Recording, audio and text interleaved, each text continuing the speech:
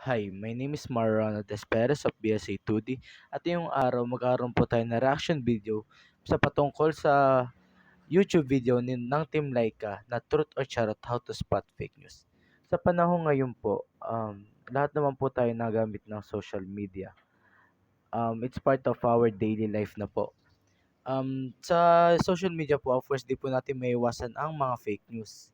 So, bilang isang responsable social media user, paano nga ba natin malalaman kung isang balita ay fake news? May dalaw pong uri ng fake news po. Hindi po literal na fake news. May misinformation po na hindi accurate po yung nakalagay sa balita. Then, meron naman po disinformation na maling information po yung nakalagay doon sa binabalita nila. Then, ang ano po, ang titingnan po natin sa isang balita, kung totoo ba or fake news siya, ay siyempre kailangan po reliable source po.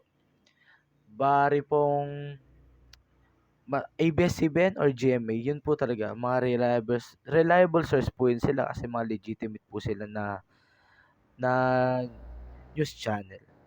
Then, kailangan din po natin siguraduhin na tama po yung spelling po ng information na nalagay po doon sa balita. Then titingnan po natin yung context nung balita po kung credible po ba talaga yung source. Then yung construction po nung mismong balita, maaari pong bias po or propaganda po ng isang tao. Kailangan po natin alamin yung mga bagay na yun.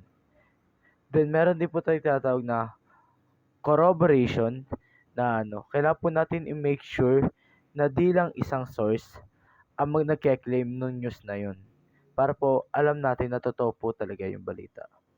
Then always po gawin natin, i-compare po natin yung mga balita ng iba-iba pong news channel para po alam po natin yung perspective ng kada balita. Maaari pong sa isang to, um, mabait po yung binabalita, then sa kabila po, medyo masama po yung perspective po to sa taong yun. Maraming salamat po.